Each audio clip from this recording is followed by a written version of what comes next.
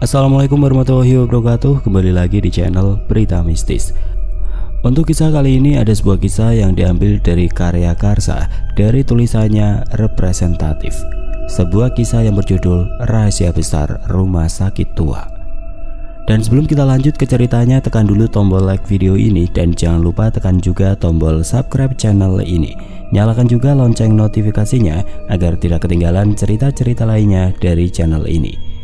Dan buat teman-teman yang pengen membaca langsung ceritanya, nanti silahkan saja kunjungi linknya yang nanti akan saya sertakan di kolom deskripsi. Dan seperti apa untuk kisah kali ini? Langsung saja kita masuk ke ceritanya.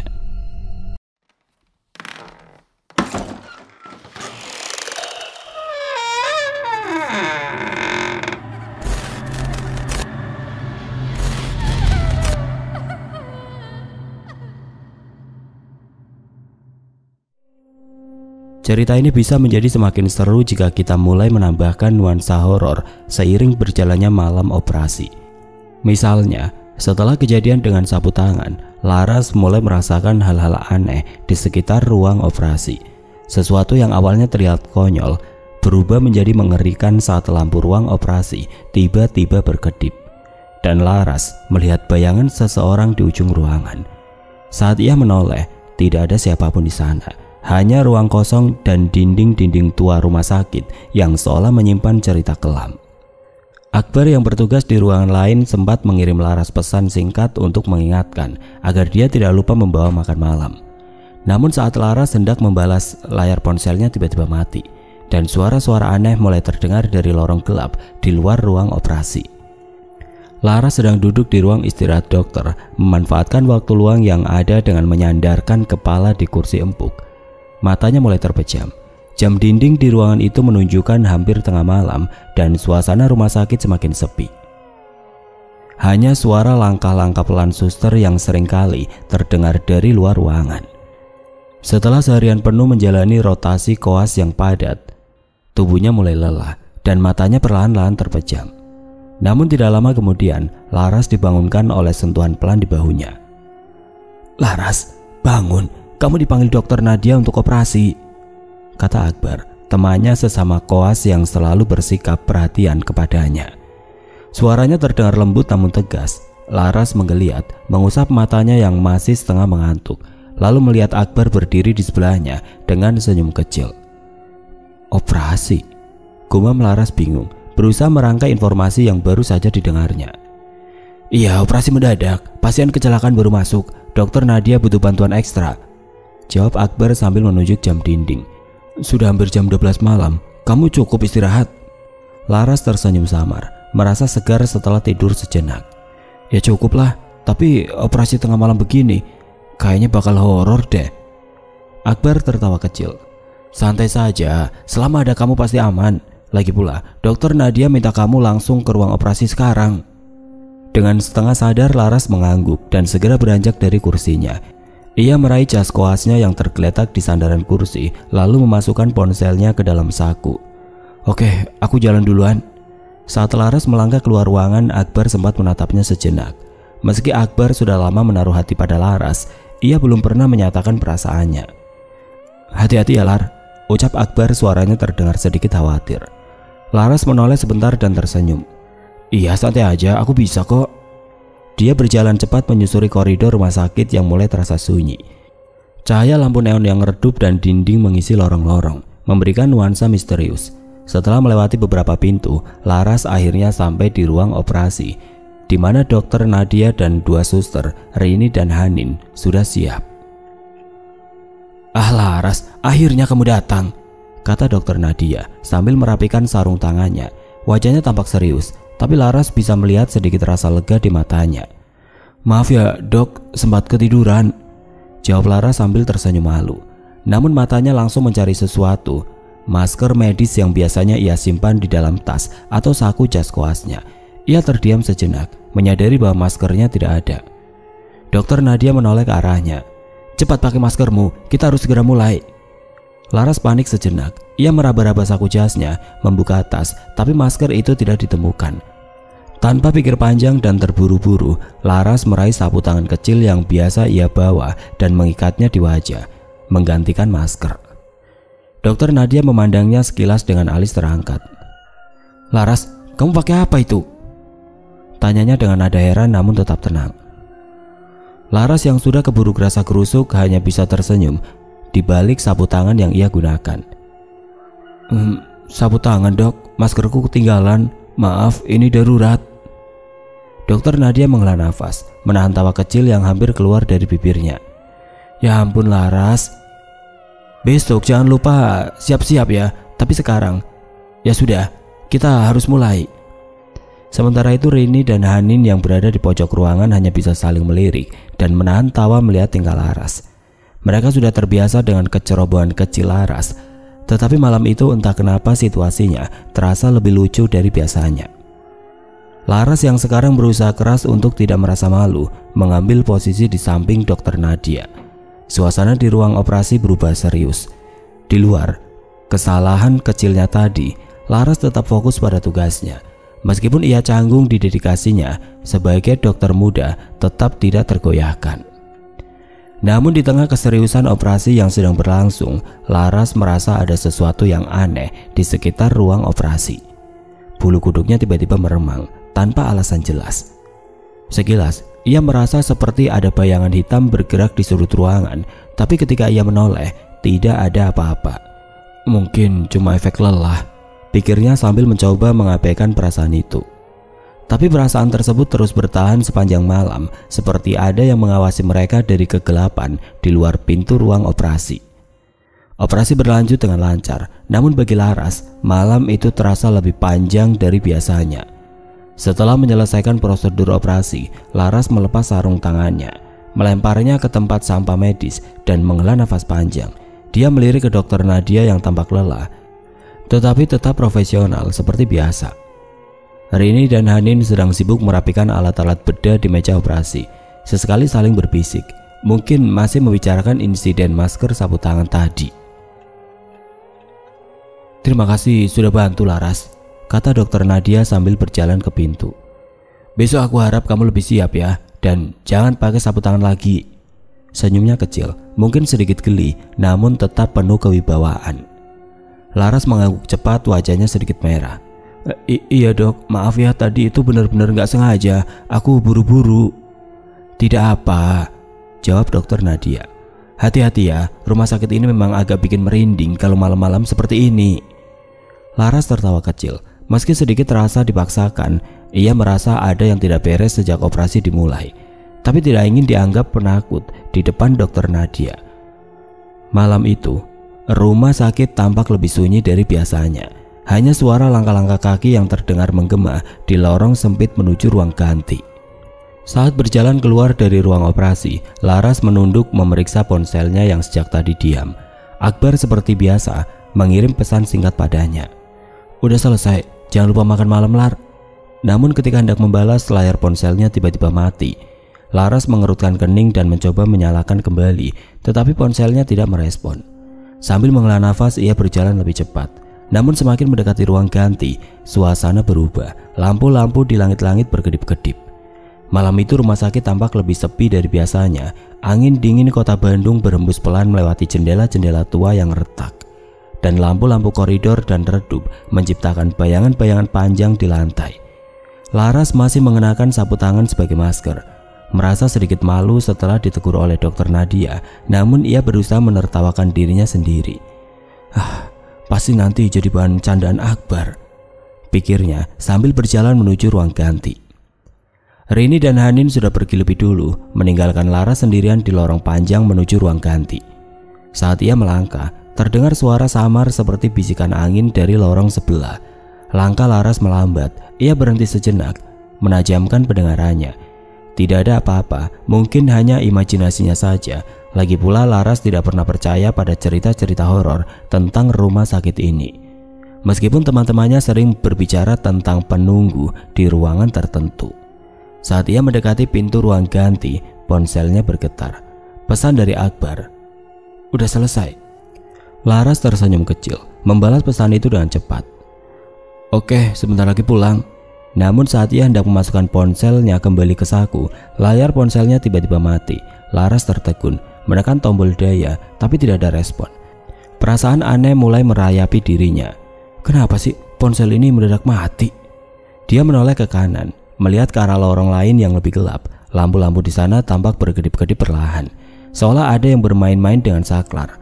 Laras merasa sedikit gelisah, tapi ia berusaha menenangkan dirinya sendiri. Mungkin masalah listrik biasa. Setelah berganti baju, ia keluar dari ruang ganti dan melewati lorong yang sama menuju lift. Namun baru beberapa langkah, Laras mendengar suara langkah kaki lain di belakangnya. Refleks ia menoleh. Tidak ada siapa-siapa. Jantungnya berdebar lebih cepat. Ia mempercepat langkahnya, tapi langkah kaki itu kembali terdengar mengikuti ritmenya. Laras mencoba menepis ketakutannya, namun semakin ia berjalan cepat, suara langkah itu semakin dekat, seolah berada tepat di belakangnya.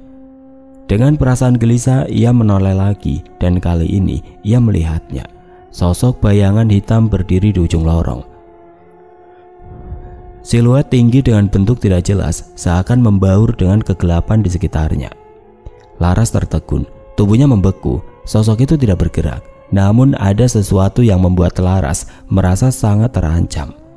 Dalam sekejap hawa di sekitarnya terasa lebih dingin. Nafasnya tertahan di tenggorokan, matanya tidak bisa lepas dari sosok tersebut. Siapa di sana? Laras mencoba berbicara tetapi suaranya terdengar lemah, nyaris tenggelam oleh desingan angin malam yang masuk dari jendela-jendela tua. Sosok itu masih diam, namun tiba-tiba lampu di atas kepala Laras berkedip-kedip lalu padam total, meninggalkannya dalam kegelapan yang pekat. Ia berusaha menenangkan diri, tapi rasa takut perlahan menguasai dirinya. Tanpa berpikir panjang, Laras berbalik dan berlari sekuat tenaga menuju tangga darurat. Langkah kakinya menggema di lorong kosong, nafasnya tersegal-segal. Setiap langkah terasa berat, seolah ada yang menariknya mundur. Namun Laras tidak berani berhenti. Sosok bayangan itu terus membayangi di belakang, semakin mendekat. Saat tiba di depan tangga darurat, Laras meraih gagang pintu dengan tangan gemetar, tapi pintunya tidak bisa dibuka. Ia menariknya dengan kuat, tetapi tetap terkunci. Keringat dingin mulai mengucur dari pelipisnya. Dalam hati ia berdoa agar ini hanya mimpi buruk yang akan segera berakhir. Namun suara langkah di belakangnya makin mendekat. Dengan putus asa, Laras menoleh sekali lagi. Kali ini sosok itu sudah berada lebih dekat, cukup jelas untuk terlihat. Wajahnya tidak terlihat, hanya bayangan hitam pekat tanpa mata, tanpa mulut. Sosok itu bergerak perlahan, seakan menikmati rasa takut yang dirasakan Laras.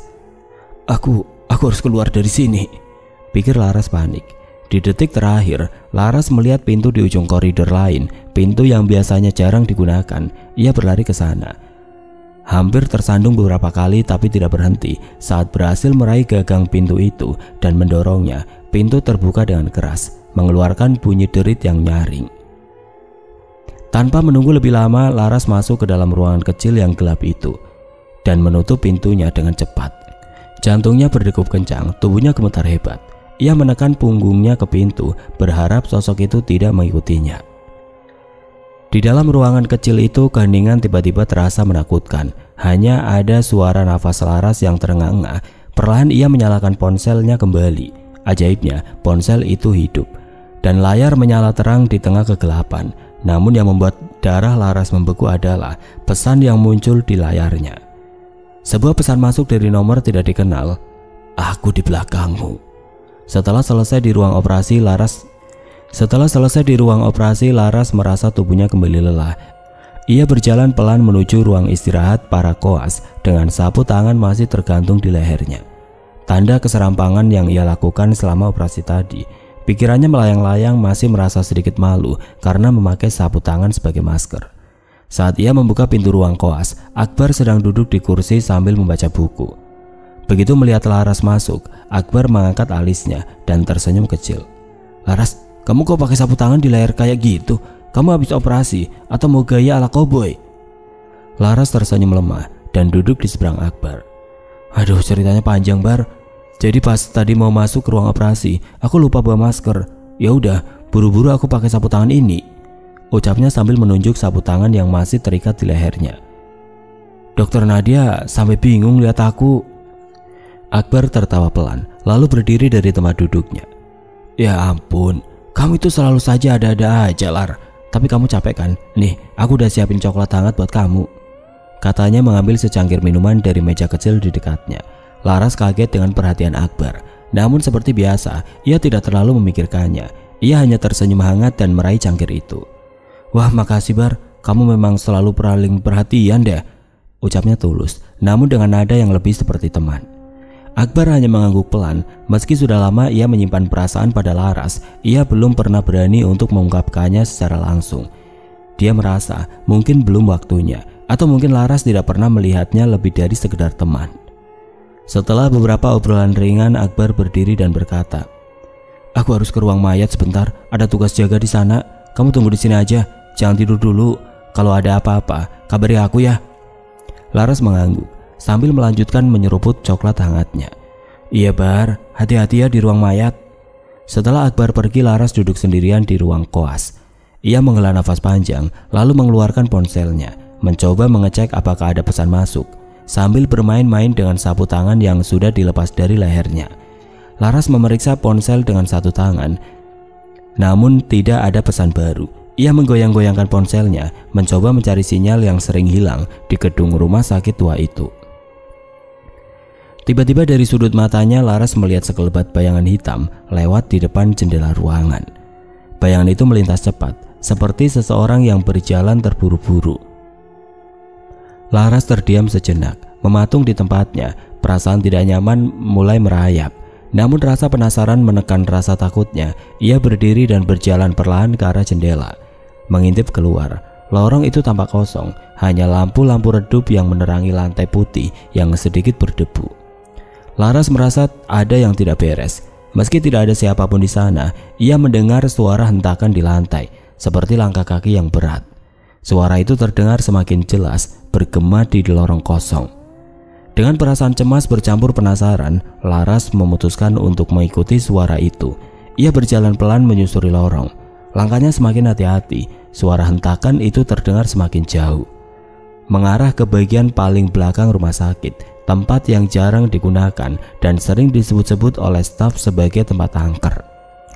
Semakin ia mendekat, jantungnya semakin berdetak kencang. Suara hentakan itu terus berulang dan Laras merasa semakin terjebak dalam rasa takut yang mulai merasuki pikirannya.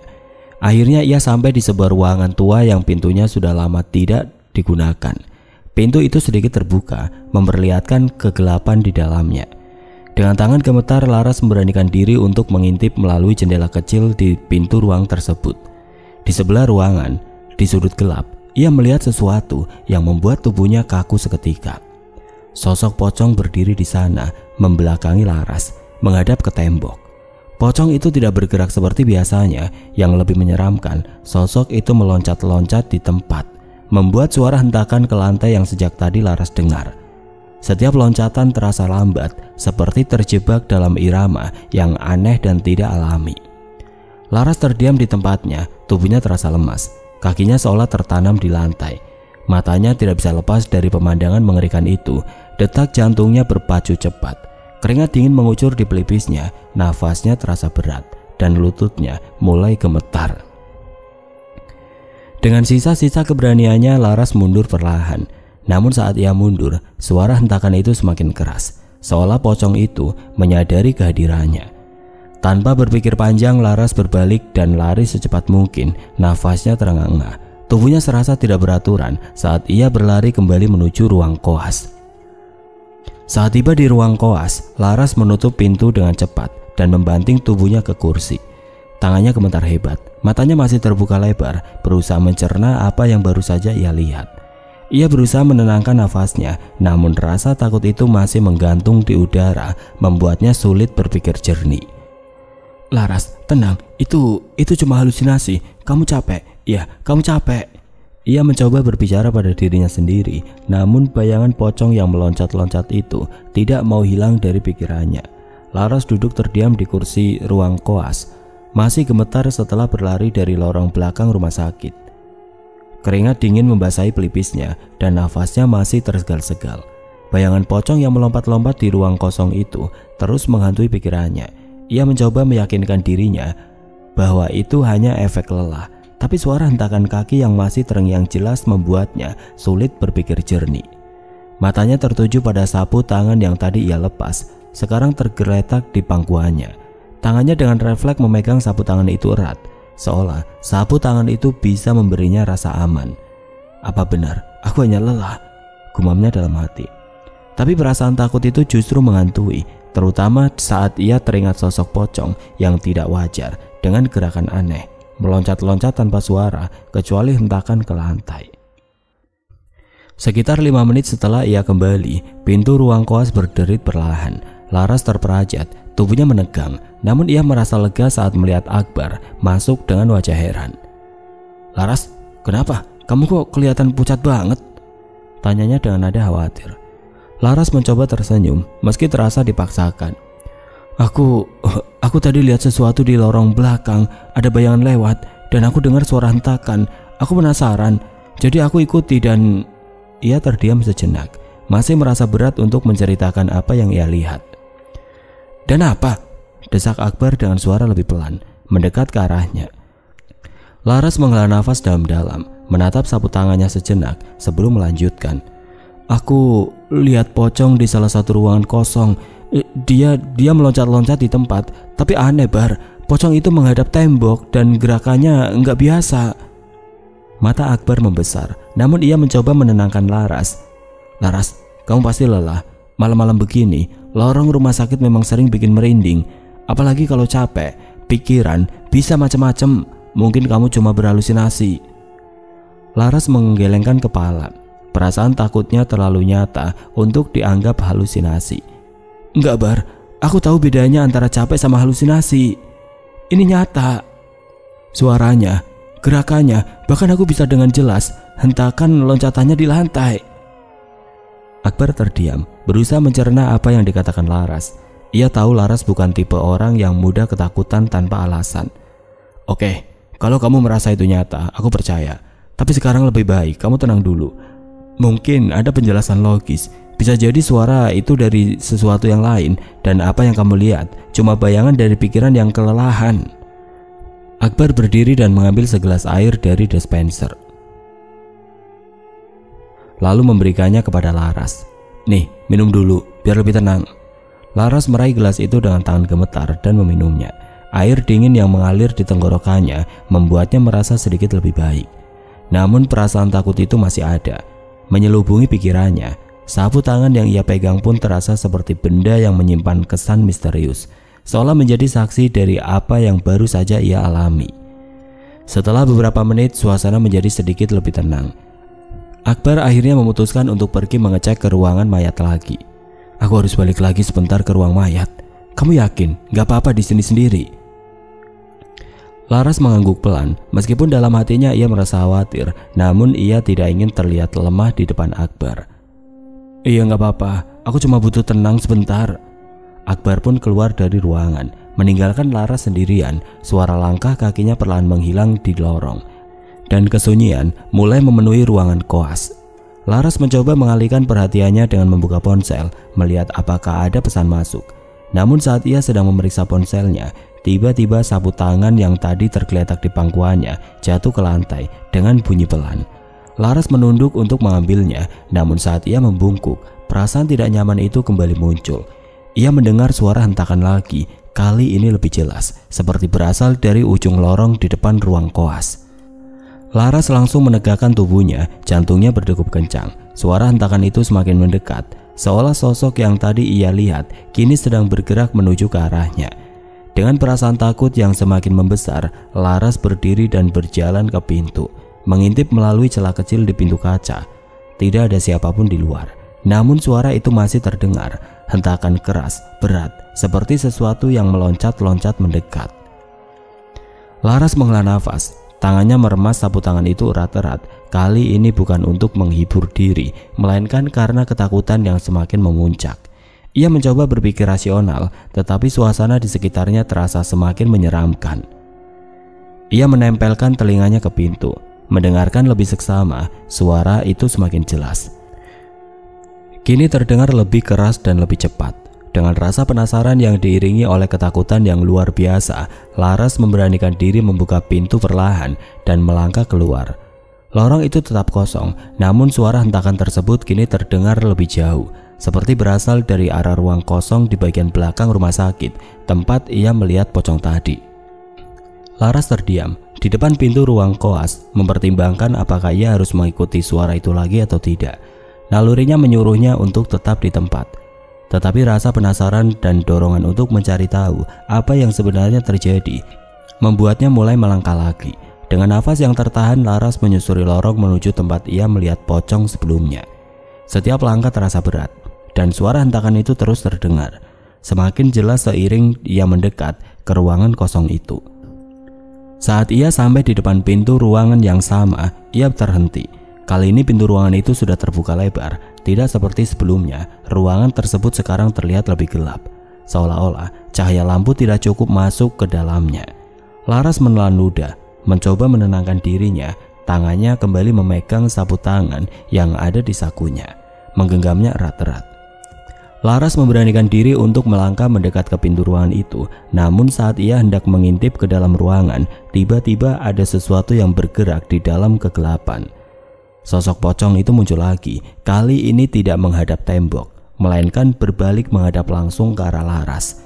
Mata pocong itu tertutup kain putih yang kusam, tapi Laras merasa seolah-olah sosok itu bisa melihat langsung ke dalam dirinya. Pocong itu berhenti meloncat, berdiri diam di tempat seakan menunggu sesuatu. Laras merasa lututnya mulai melemas, nafasnya tersegal-segal, dan tangannya yang memegang sapu tangan mulai gemetar hebat. Ia tahu bahwa sosok itu bukanlah halusinasi, itu nyata. Tanpa menunggu lebih lama, Laras berbalik dan lari sekencang-kencangnya. Kali ini tidak peduli dengan apapun kecuali melarikan diri dari sosok menyeramkan itu. Suara hentakan meloncat pocong kembali terdengar di belakangnya, mengikuti setiap langkah yang ia ambil. Laras berlari sekuat tenaga melewati lorong yang semakin terasa panjang dan tidak berujung. Suara hentakan dari pocong yang meloncat-loncat di belakangnya semakin cepat dan kencang, membuat jantungnya serasa mau meledak. Setiap kali hentakan itu terdengar, tubuh Laras terasa makin lemah, seolah-olah sesuatu menarik energinya. Dalam pelarian itu pikirannya berkecamuk. Kenapa pocong itu mengejarku? Apa yang dia mau? Sapu tangan yang sejak tadi ia genggam erat sekarang mulai basah oleh keringat dinginnya. Tangan kirinya menempel di dinding, mencoba menjaga keseimbangan agar tidak terjatuh. Kegelapan yang mendominasi lorong membuat pandangannya kabur. Lampu-lampu rumah sakit tua itu berkedip-kedip, memperburuk suasana. Laras terus berlari hingga tiba di persimpangan lorong. Di ujung lorong samar-samar ia melihat pintu keluar darurat. Harapan untuk bisa melarikan diri kembali muncul, membuat tubuhnya seolah mendapatkan tenaga baru. Namun saat ia hampir sampai di depan pintu, tiba-tiba suara hentakan itu berhenti. Hening yang tiba-tiba mencengkeramnya. Laras menoleh ke belakang, tidak ada siapapun di sana. Pocong itu menghilang begitu saja, seolah tidak pernah mengejarnya. Dia berdiri terdiam, menahan nafas. Suasana yang tadinya mencekam berubah menjadi aneh. Rasa takut di hatinya belum hilang, namun yang muncul sekarang adalah rasa penasaran yang tidak ia pahami. Kemana dia pergi? Pikirnya. Namun sebelum ia bisa melangkah lebih jauh, pintu keluar darurat di depannya tiba-tiba terkunci dengan suara keras, diikuti oleh angin dingin yang entah dari mana berhembus melewati tubuhnya. Laras merasakan bulu kuduknya berdiri.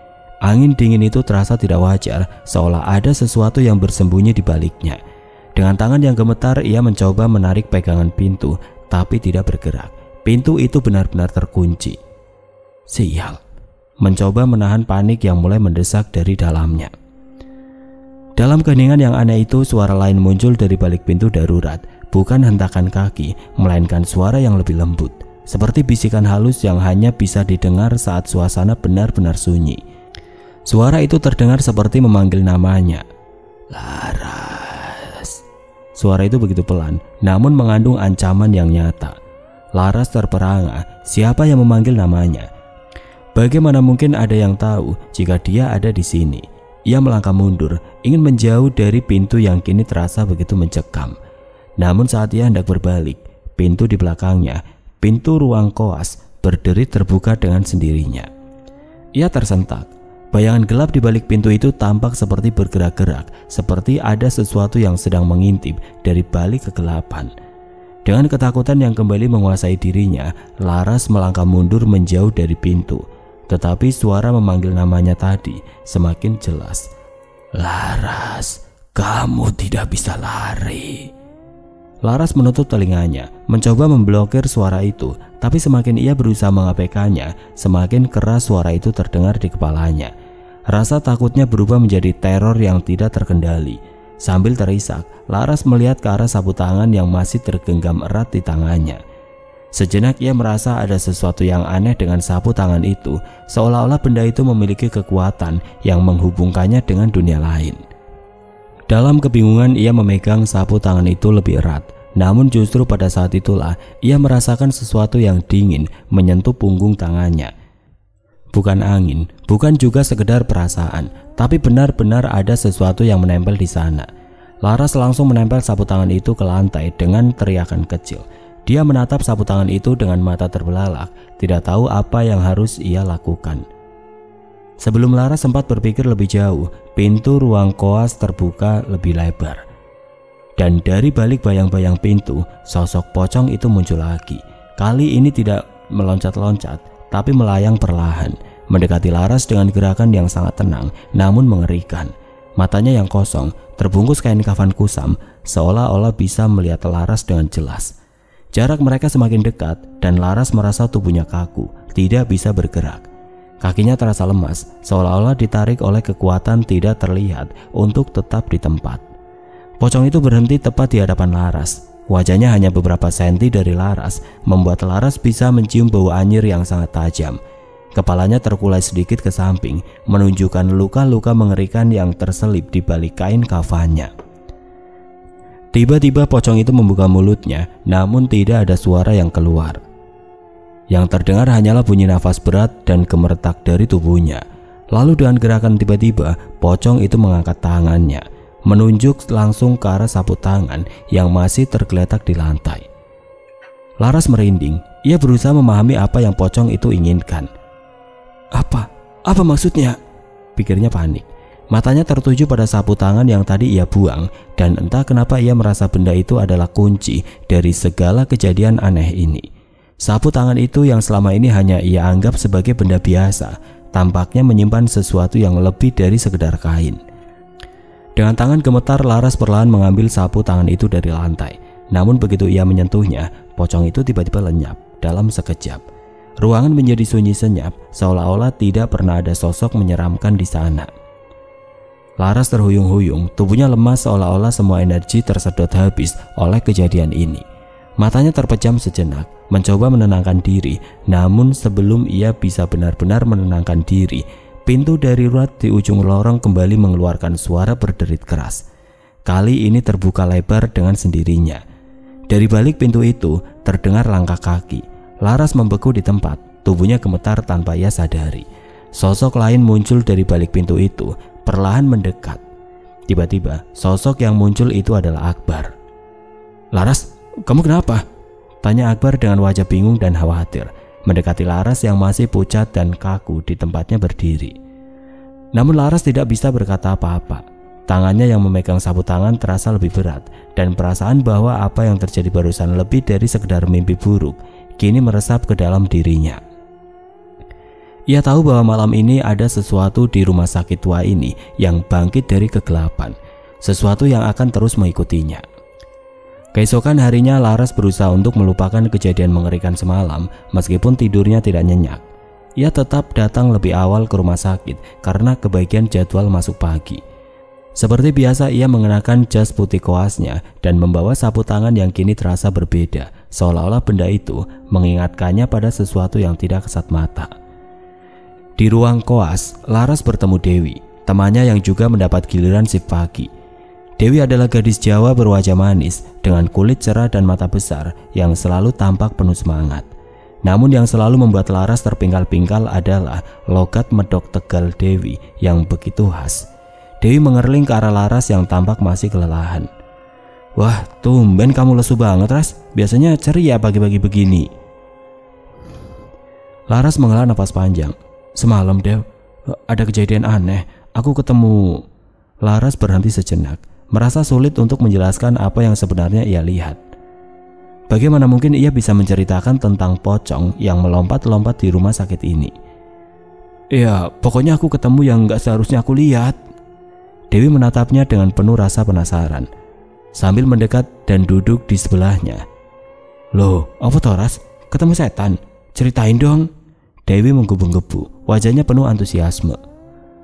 Laras tertawa kecil mendengar logat medok temannya. Iya, ya ampun, logat kamu tuh medok banget, Wi. Gimana aku mau cerita serius kalau kamu ngomongnya kayak gitu? Dewi menampar lengan Laras dengan gemas. Halah, kamu ini diceritain serius malah ketawa-ketawa. Cepetan cerita biar aku ngerti. Sambil menahan senyum, Laras mulai menceritakan pengalaman horor yang dialaminya semalam. Dari mulai sapu tangan yang ia pakai di ruang operasi, bayangan hitam yang lewat di depan ruangan, sampai akhirnya ia melihat pocong yang meloncat-loncat di ruang belakang. Semakin Laras bercerita, Dewi semakin merapat ke arahnya. Matanya membulat, namun Laras terus menahan tawa tiap kali Dewi menanggapi. Ah, pocong meloncat-loncat, terus kamu diapain, Ras? Dewi bertanya dengan logat medoknya yang semakin kental. Aku lari, Wi, kaget lah. Laras tertawa lagi, tidak bisa menahan geli mendengar cara Dewi bertanya. Dewi mengernyit, kesal, namun tidak bisa menahan senyumnya. Ketawain mulu, pokoknya kamu harus hati-hati ya. Orang-orang itu bilang rumah sakit ini angker banget. Aku juga pernah dengar cerita kalau di lantai paling belakang itu ada banyak kejadian mistis. Laras mengangguk meski perasaan aneh kembali menyelimutinya.